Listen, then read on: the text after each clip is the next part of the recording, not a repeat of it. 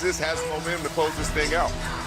This team at home, when they get rolling, they're so tough to stop. He knows this is desperation time. He's pleading with his team, fight, fight. Spurs need a desperate, miraculous comeback or else they'll be playing for their lives. McCain lifting, launching, diving a three. Game number 5 to the Thunder. One win from a return to the finals. Well, the best of the West, it has Spurs Thunder been a classic. SGA a slow start to Game 5, but then 17 trips to the free throw line, made 16 of them. The reigning two-time MVP finished with 32 and 9 assists, tying the OKC postseason record for most 30.5 dime games. The Thunder bench once again had a major impact. Alex Caruso, his second 20-point game this series. This after being held scoreless in Game 4. Cason Wallace had a team best plus 29 in 31 minutes. Kenrich Williams gave good minutes. And then, great as he's been, Wemby was not a factor. 4 of 15 shooting, worst performance of his playoff career. And he struggled defensively as well. Thunder players shot 11 of 16 with Wemby as the primary defender. Chiney Ogwumike joins us now here on SportsCenter. And Chiney, I think it's safe to say that performance weighed on Wemby Tuesday night. He violated the NBA's media rules, skipped out on speaking to reporters, which is not a felony, but it is a requirement of the job, and the league did issue a warning. What's your take here? Well, one of my favorite personal sayings is you have to go through it to get to it. And we have seen Victor Wembanyama go through it for better and for worse in this NBA playoffs. Just as we've seen the high highs, the big wins, the averaging 30 while shooting 50% from the floor and 40% from three, we have also seen the low lows, the elbows, or, as you mentioned, not being available for the media. And I'm not going to overreact to the last one, the latter, because missing media is not egregious as a first-time offender, but moving forward, our antennas are up. Because one thing that Wemby said that I loved earlier in the year is that he will never hide his emotions when he's playing. We have seen them all. Now, two things can be true, Kevin. Victor Wembanyama, is a sensational alien talent. He's ahead of his time. But he is also just 22 years old, and he's also learning on the fly. So I'm not overreacting, but he will have to learn from this experience very fast. Go through it to get to it. And, of course, it's a one-game season now for San Antonio. Win or it's over. So, today, what must the Spurs do in Game 6 to force that Game 7? Kevin, you remember those tests? It's like select A, B, C, or D on a Scantron, and G is all of the above. Yes. For the Spurs, they're going to have to do all of the above. They have to select all of them because, one, Victor Wembanyama pretty much needs to go nuclear. His back is against the wall. He will need to go off and be the dominant guy that we have seen in those wins. Two, he will need to get some help because De'Aaron Fox had 9 points. Devin Vassell had 6 points. Dylan Harper had 5 points. You can't have that low-level production from the supporting cast going up against a Thunder squad that is giving you 50 points per game, over 50 off the bench. C, they're going to have to pick a lane. Pick a lane. Either you let SGA defensively go off and hold down everyone else, or you let other people go off like we saw in Game 1, like Alex Caruso, and hold down the back-to-back MVP. They have to pick a lane, a strategy. They're going to have to do all of the above in order to extend the series. D, all of the above. San Antonio is 2-0 and trailing in a series. This postseason Game 6 is Thursday night. And then, today, in other news, Adam Silver appeared on the Pat McAfee Primetime State of Sports. He was asked about the rising concern over flopping. Here is what Silver and Pacer star Tyrese Halliburton had to say. Bailey, Jacob, Christian, Mike, Javion, I want to thank you guys. We've been grinding. This last week, I think we've gone, 10 straight days, 11 straight days? We've gone 12 straight days. Nobody's complained, or at least to me, but I cannot thank you guys enough because it means a lot to us because this was a busy time of our year. And I appreciate you guys standing by Club Shay Shay because a lot of you guys could have left and went and did other things. But you say, you know what? We started at Shay Shay Media. We're going to ride this thing out. And I cannot thank you enough. So I want to personally thank all of you that's been here from the beginning. Not you, Ashley. I want to thank you. No, I want Shay Shay Media. Shay Shay Media. Nightcap. You guys have been here from the start of it, and you guys will watch this thing grow. And so I want to take the time out because I don't think you guys, everybody sees the graphics and give you guys credit, but they don't know that you got your alarm set and you're dropping pods at 3 a.m. in the morning because a lot of you live in Cali, and you're dropping episodes, and you're dropping clips, and you're dropping shorts, and you're dropping this at 6 a.m.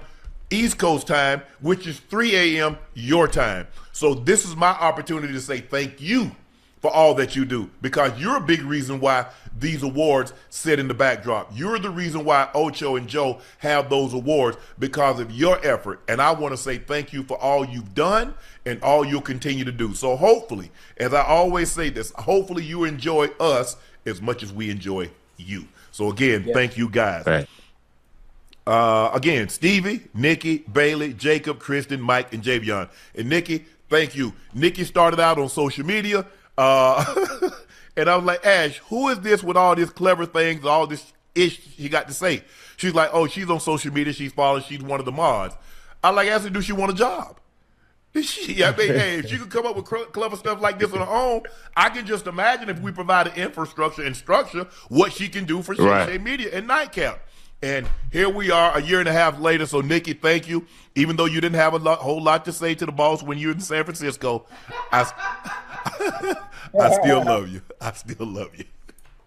The NBA has warned Victor Wembanyama about violating the media access rules after he did not speak to reporters following the Spurs Game 5 loss. After the loss, a team spokesman said Wembanyama would be unavailable to speak to reporters. The spokesman made the announcement about an hour after Spurs Mitch Johnson addressed the loss. The NBA levied fines against the players in the past who did not make themselves available to the media after a playoff game. In 2023, both Jimmy Butler and Dylan Brooks both received $25,000 fines for speaking to the media. Joe, what's your take on this? Yeah, man, you guys talk to the media after the game, fellas. Yeah. You know, you can't. Hey. When you play great, don't you wait your ass around and talk? They do. All right. So take your emotions out. We understand it was a tough loss. Hey, man, you got a job to do. You got some obligations to meet when it comes to media. You can't be skipping out on the media, man. Ocho? Yes, sir. I mean, George, right? I am one who've always had to, especially being the team leader. Wemby has to talk to the media. Win, lose, or draw. Obviously, there are no draws, but you got to be able to put your emotions aside. Obviously, when in a loss like that, especially the last game they played, take some time to yourself. You don't have to go right away, right after the game. Allow yourself to cool off. So you're thinking logically, with your answers. So I kind of understand why he didn't do it, but being a part of being a professional is talking to. Hello. After Game 5, he hit the half-court shot. He stood up after the game. He didn't even wait to get his ass to the locker room. He talked after the game. This is the problem that I have with guys, with people in sports. When things go good, you want to stand to the rooftop and you guess what they'll do, Joe? That's it. You ain't got no more questions. We'll stay up here as long as you need us. Now all of a sudden you lose. Really? Little now adversity. You duck out on it? Go ahead, Joe. Yeah, you run into a little adversity, which is pretty common in the postseason and the playoffs, especially the NBA, because there's so many highs and lows in a series. Right. This ain't like football where it's just one game. So, man, hey, look, you got to take your emotions out. Understand, after a tough loss, you still got to get up there, and you still got some obligations to meet. And answer the question just as if you've won. I understand it's not easy. And this notion, I take losing hard. Most people do. Because guess what? When you get to that spot, you won a lot.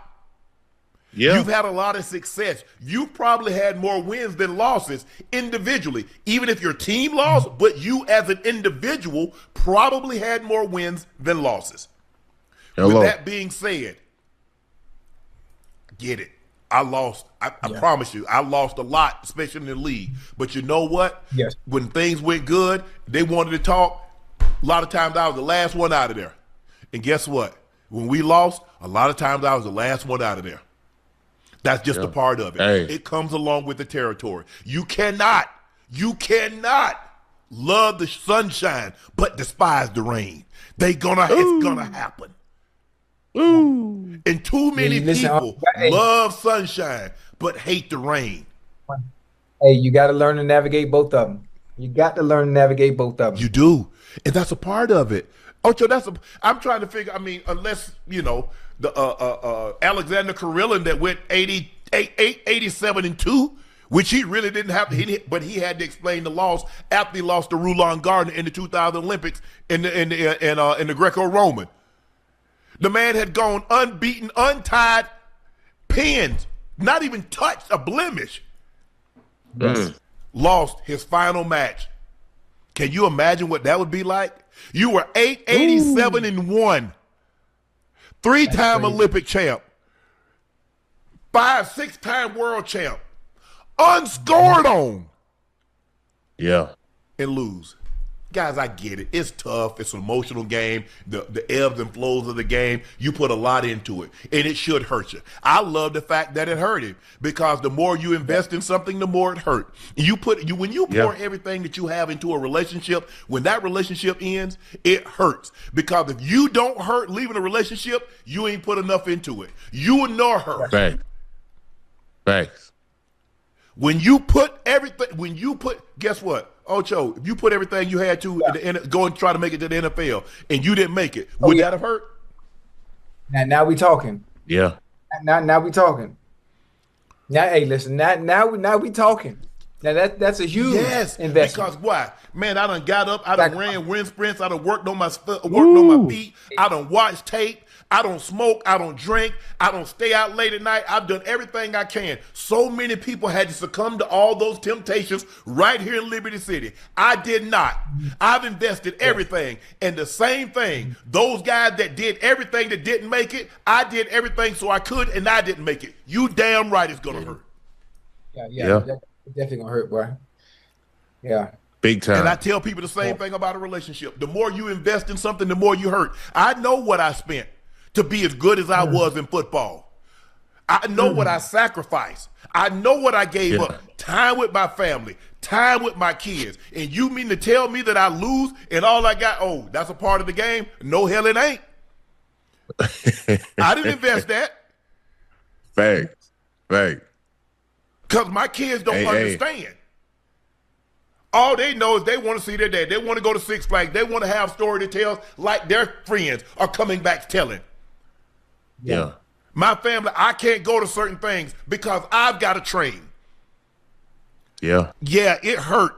It hurt.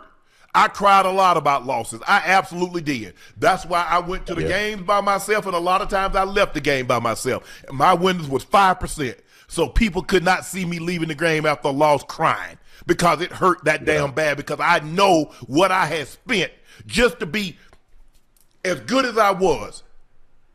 I don't know how great I was. All I know is I got every ounce out of my God-given ability. There you go. That's all I can do. I don't know if I was Gronk. I don't know if I was Kelsey. I don't know if I was Gonzo. I don't know. I know that everything that God gave me, every tool, I used it. Guys, I get it. I'm not saying that I don't, but that is a part of it. I'm trying to figure out the person that has never lost. You got to take some L's, because if you don't take the L's, you won't appreciate the wins. No, sir. That losing builds character, boy. Yeah, it do. Ooh, it builds character, true character. I done had a whole lot of losses, Joe. But Ocho, don't that make you appreciate the wins? It does. It does. And listen, my losses, especially in football and in life, all mine been public. Huh? So it make me appreciate my wins, in public. Yes, absolutely. I don't even listen. I'm not one. I don't even pop my shit, Joe. I have my wins. I just smile. And it's like what I do hate about people, and I like the fact that Unc brought this up is how people move around in life like all the time. Everything they've done, everything that they've invested in, always act. It all wins. I hate that. Well, that's part of like everybody pretend like, oh, my life is perfect. I ain't never. No, I want you to see all my L's. I want you to see them publicly. So when my wins happen, you understand how far I had to come and what I had and what type of adversity I had to go through to get where I'm at now. I ain't had no problem with that. Everybody's so perfect. Oh, I'm always winning. Yeah. Oh, I ain't never had this. I ain't never did this. Ain't nobody ever got the upper hand on me. Ain't nobody ever cheated on me. I ain't never got let go for no job. I ain't never been turned down. I said, well, damn, Elon Musk. Man, please. The hell? Man, please. But I look, I don't want to chalk anything up to age because we say he played way beyond his years. He understands that. Yeah.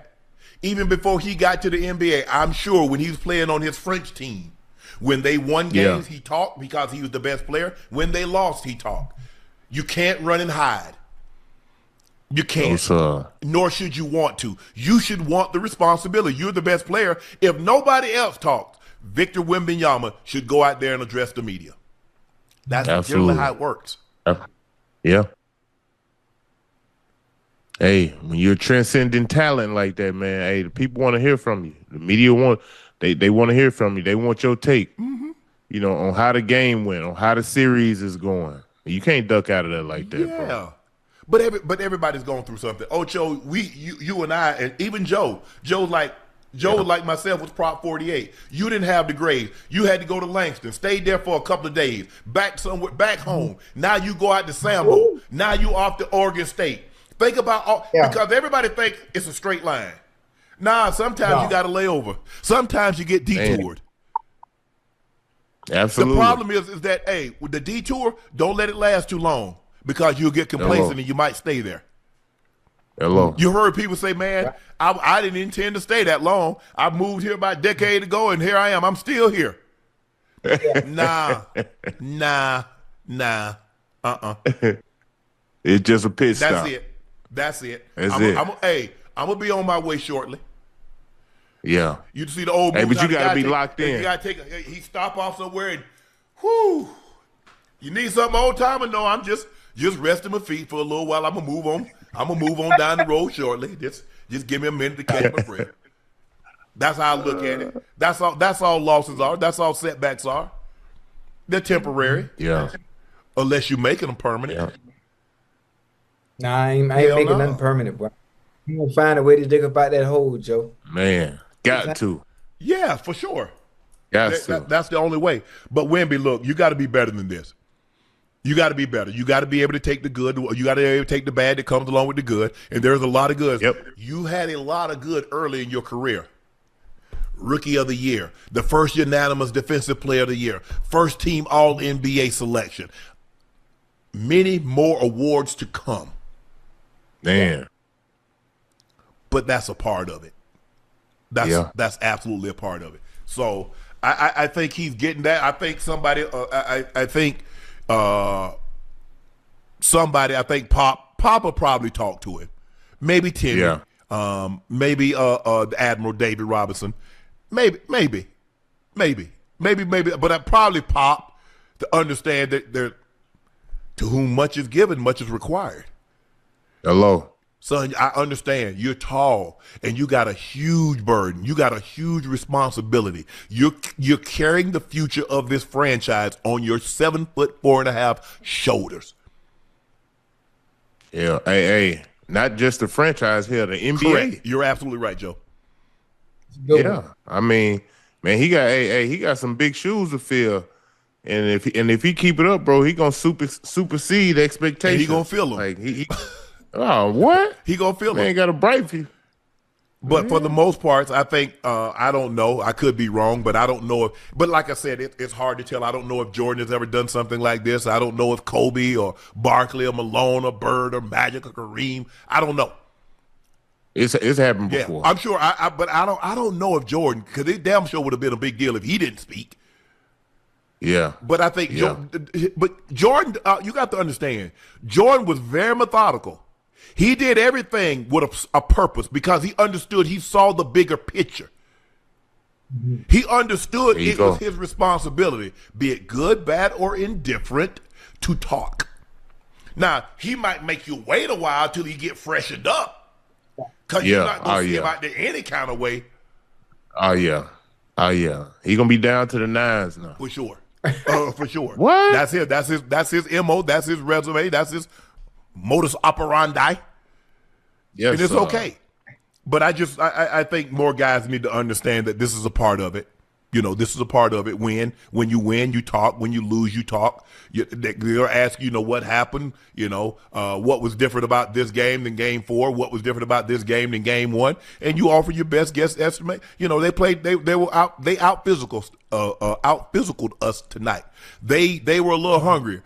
They got to the 50-50 ball. They got to the 50-50 ball about 85% of the time. Yeah. That extra effort, they gave a little bit more than we did.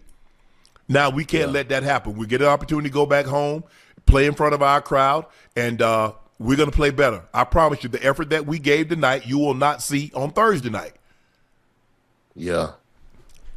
He was, he might have been a little emotional about it. What, he went 4 for 15? Yeah. Yeah. You know, when you put so much on yourself and you feel like you can come out and you can dominate whenever, and it don't happen that way, it seems as though he took that to heart, bro. He said, "Damn this media." Yeah, but I'm saying though, Joe. I mean, I think the thing is we've all had some 1 for 12 yards, some 2 for 18, yeah, and a loss. And they standing right at your locker. Can't wait for your ass Damn, to say I wonder something. what he got to say. I ain't got much to say. I want to say they should have threw me some more passes, but you know what? You take all of that. You understand. You understand it's a part of it. And I think Victor's going to get. He'll learn from this. I don't foresee him doing something like this of this nature in the near future. And so we'll see what happens tomorrow night. I'm expecting a dominant performance from him tomorrow night. He definitely needs to get more touches, a little closer to the basket. He can't get stronger now, Joe. That's something he's going to need to work on in the offseason. And you're right. They're doing a good job of wearing on him and tagging him and wearing him down. I mean, hey, we've all did workouts with a vest on. Man, that 20 extra pounds, that ish get heavy. And after a while, when you take it off, you're like, damn. And, but you got to fight through it. You got to fight through it. So. Hey. I heard the coach, Mitch Johnson, he said 15 shots ain't enough. So I expect his ass to be aggressive too. Yes. I expect him to come out and be assertive, try to get him off to a great start. Him trying to get off to a great start. So it's going to be a sight to see tomorrow. And be a little bit more patient. If he doesn't open right away, that don't mean you have to go. Give him a little time to get to his spot. Yeah. Sometimes I think sometimes the guard rush because he's not where he needs to be or where they want him to be right now. Okay, let me go somewhere else. Nah, let it develop. You got time. Yeah. Because I promise you, when he gets off the fast starts, he makes it easier for everybody else to get shots. Man. And a lot easier shots. Mm-hmm. Adam Silver spoke tonight about refereeing in the 2026 postseason, saying, I think that if